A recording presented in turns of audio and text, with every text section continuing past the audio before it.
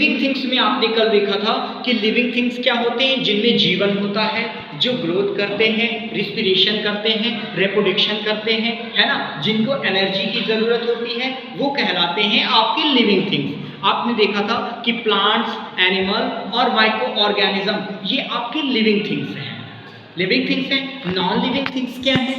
जिनमें लाइफ नहीं एग्जिस्ट करती, जिनमें जीवन नहीं होता है, वो नॉन लिविंग थिंग्स कहलाते हैं। जैसे रॉक है, वाटर है, सॉइल है, ठीक है, लैंड है, तो ये आपके नॉन लिविंग थिंग्स हैं। नॉन लिविंग थिंग्स की पहचान क्या है? जो ग्रोथ नहीं करते, जो मूव नहीं करते, वो नॉन लिविंग थिंग्स हैं। आपके दिमाग में क्वेश्चन पुट अप होता होगा कि मेरी कार तो है, वो तो मूव करती है, तो क्या वो लिविंग है? तो जी नहीं, वो हम मूव कराते हैं उसको, क्योंकि हम उसे चलाते हैं, ठीक है, और हमें नेचर चलाता है। हमें चलने के लिए क्या चाहिए? हमें वाटर, एनर्जी के लिए फूड चाहिए, और हमें क्या चाहिए? हमें ऑक्सीजन चाहिए। अब फूड हम 4 टाइप के फूड लेते हैं, एक एनर्जी गिविंग फूड, एक बॉडी बिल्डिंग फूड, और एक प्रोटेक्टिव फूड, और एक डिसीज से लड़ने वाले फूड। तो पहली बात आ जाती है कि बॉडी बिल्डिंग फूड क्या होते हैं। तो आप देखते होंगे कि जो लोग जिम जाते हैं वो क्या लेते हैं? प्रोटीन लेते हैं। तो बॉडी बिल्डिंग फूड का मतलब हुआ वो फूड जिनसे हमें प्रोटीन मिलती है। सबसे ज़्यादा प्रोटीन हमको किससे मिलती है? पल्सेस से मिलती है, दाल से मिलती है, सोयाबीन है, मटर है, इनसे मिलती है। अगर हम बात करें मीट में, तो मीट से भी प्रोटीन मिलती है, एग, अंडे से भी प्रोटीन मिलती है, ठीक। तो ये हमारे बॉडी बिल्डिंग फूड्स हैं जो हमारी मसल्स को मजबूत बनाते हैं। एनर्जी गिविंग फूड क्या है? तो 2 टाइप्स के होते हैं, एक फैट वाले फूड, एक कार्बोहाइड्रेट वाले फूड। कार्बोहाइड्रेट वाले फूड वो होते हैं जिनसे हमको तुरंत एनर्जी मिलती है, और फैट वाले फूड ये हैं जिससे हमको देर में एनर्जी मिलती है लेकिन ज़्यादा एनर्जी मिलती है। अब सबसे ज़्यादा कार्बोहाइड्रेट हमें शुगर केन में प्राप्त होता है, गन्ने में, पोटैटो में, राइस में, इनमें कार्बोहाइड्रेट सबसे ज़्यादा पाया जाता है। फैट किससे पाया जाता है? घी से पाया जाता है, तेल, ऑयल, जितनी भी चीज़ें हैं उनसे हमें फैट मिलता है। तो ये तो हो गए energy giving food.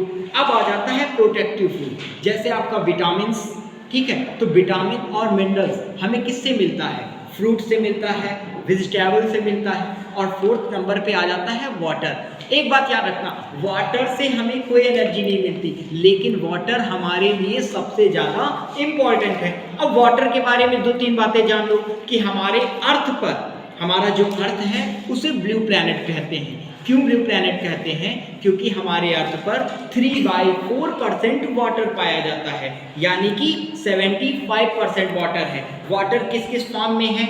Source of water क्या है? तो आपके बड़े बड़े ओशियंस हैं, महासागर हैं, रिवर्स हैं, लेक हैं, इनमें हम पानी पाया जाता है, वाटर पाया जाता है।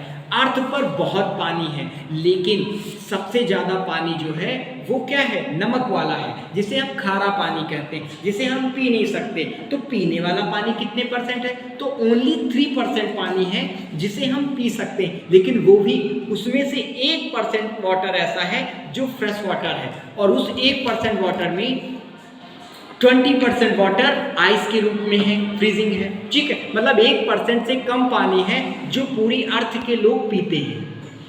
तो एक बात याद रखना, हमें जितना ज़रूरी हो उतना ही वाटर लेना चाहिए।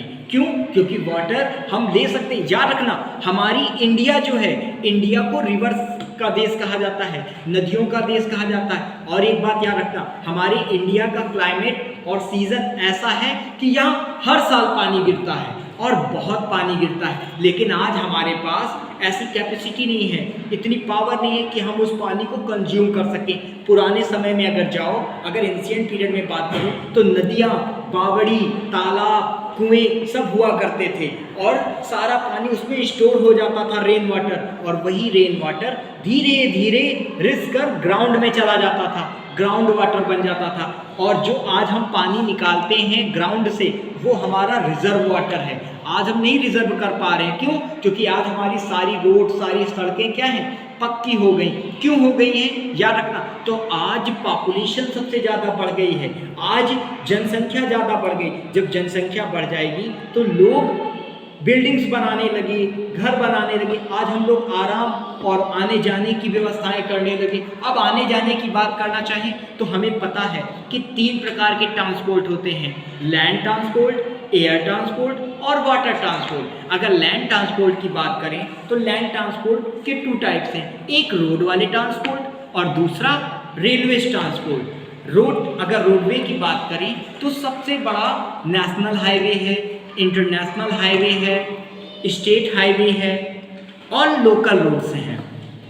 अगर हम रेलवेज की बात करें तो रेलवे, अब बात आ जाती है रेलवे किस लिस्ट में आता है, तो याद रखना रेलवे हमारा यूनियन लिस्ट में आता है, मतलब सेंट्रल गवर्नमेंट रेलवे को देखती है, ना कि स्टेट गवर्नमेंट। यहाँ तक बात समझ में आई। दूसरी बात आ जाती है एयर ट्रांसपोर्ट। अब एयर, हवाई जहाज आ गया, एरोप्लेन आ गया, ये हमारे एयर ट्रांसपोर्ट में आते हैं।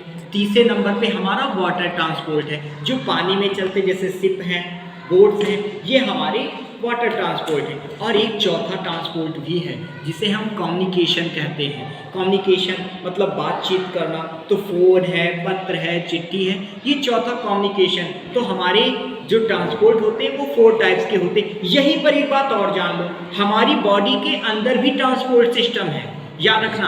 कौन है, तो ब्लड। ब्लड का काम क्या है, ट्रांसपोर्ट करना। किस चीज़ को ट्रांसपोर्ट करना, तो ब्लड मिनरल्स, विटामिन्स, इनको एक स्थान से दूसरे स्थान ले जाता। एक स्थान दूसरे स्थान का मतलब बॉडी के डिफरेंट पार्ट में ब्लड ऑक्सीजन को लेकर जाता है और कार्बन डाइऑक्साइड को लेकर आता है। अब ऑक्सीजन के बारे में छोटी छोटी बात समझ लो। ऑक्सीजन क्या है, तो ऑक्सीजन को हम प्राणवायु गैस कहते हैं। जलने में ऑक्सीजन गैस सहायक है, ठीक है। ऑक्सीजन हमारी लाइफ की गैस है और प्लांट से हमको ऑक्सीजन मिलती है और प्लांट को हम कार्बन डाइऑक्साइड देते हैं, ठीक है। ऑक्सीजन गैस के बारे में ये बात जान ली।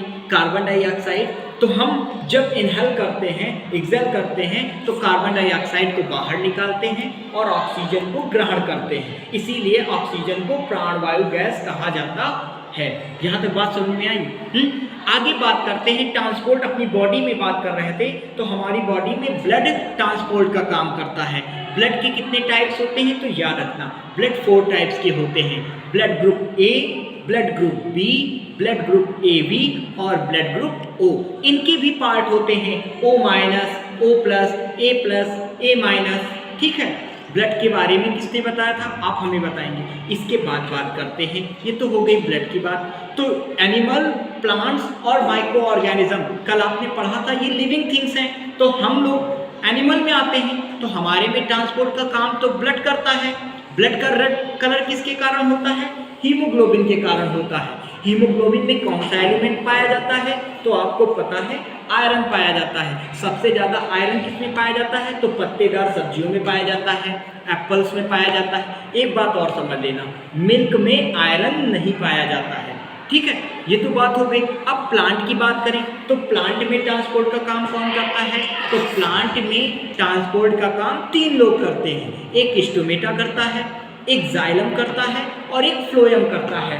जाइलम का काम क्या है प्लांट में, तो प्लांट में रूट से जो वाटर हम रूट में डालते हैं ना, उसे प्लांट के डिफरेंट पार्ट तक ले जाने का काम जाइलम करता है। फ्लोएम का काम क्या है, तो जो पत्तियां, लीव्स जो फ्रूट बनाती हैं, भाई फूड बनाती हैं ना, तो उस फूड को पार्ट ऑफ प्लांट के डिफरेंट पार्ट में ले जाने का काम फ्लोएम करता है। तो जाइलम वाटर और मिनरल्स ले जाता है, फ्लोएम फूड ले जाता है और स्टोमेटा कार्बन डाइऑक्साइड ले जाता है, क्योंकि कभी तो कार्बन डाइऑक्साइड के प्रेजेंस में भोजन बनाता है। तो क्वेश्चन आ जाता है व्हाट इज फोटोसिंथेसिस। तो आपके सामने देखो बना है कि ये प्लांट है, प्लांट ने क्या किया, ये इंसान है, ठीक है। इंसान ने कार्बन डाइऑक्साइड प्लांट को दिया और प्लांट ने इनको ऑक्सीजन दिया, ठीक है। कैसे दिया, यही प्रोसेस आपका कहलाता है फोटोसिंथेसिस। तो बात आ जाती है फोटोसिंथेसिस को हिंदी में क्या बोलते हैं, प्रकाश संश्लेषण। तो एक बात और याद रखना, सारे प्लांट प्रकाश संश्लेषण नहीं करते हैं, सारे प्लांट फोटोसिंथेसिस नहीं करते हैं। कौन से प्लांट फोटोसिंथेसिस करते हैं, तो जिनमें ग्रीन पिगमेंट पाया जाता है, यानी कि जिनमें क्लोरोफिल पाया जाता है। जिन प्लांट्स में क्लोरोफिल पाया जाता है वही फोटोसिंथेसिस करते हैं। और ग्रीन कलर किस कारण होता है? तो याद रखना, ग्रीन कलर मैग्नीशियम के कारण होता है। यहाँ तक बात समझ में आई? तो अब ये एक ग्रीन प्लांट है, सनलाइट के प्रेजेंस में हम लोगों से इसने कार्बन डाइऑक्साइड ले लिया और इसने भोजन बनाया। भोजन बनने के बाद ऑक्सीजन को इसने रिलीज कर दिया और हमने ले लिया। तो याद रखना, हम और प्लांट एक दूसरे पर क्या है? डिपेंड है। देखो यहाँ पर ये कार्बन डाइऑक्साइड है, ठीक है, कार्बन डाइऑक्साइड प्लांट हमसे लेता है। वाटर लिया, कार्बन डाइऑक्साइड और वाटर, ठीक है, आपस में रिलेशन किया और ग्लूकोज बना। ग्लूकोज का मतलब भोजन बना और भोजन के साथ ऑक्सीजन गैस रिलीज हुई। ऑक्सीजन गैस को हमने ले लिया, ठीक है, और पेड़ पौधों को हमने कार्बन डाइऑक्साइड दे दिया। याद रखना, रात के टाइम प्लांट्स के नीचे क्यों नहीं लेटना चाहिए? क्योंकि रात को सनलाइट नहीं रहती है। तो जब सनलाइट नहीं रहेगी तो भोजन नहीं बनेगा, और जब भोजन नहीं बनेगा तो ऑक्सीजन भी रिलीज नहीं होगी। बात समझ में आई? तो यहाँ तक कोई दिक्कत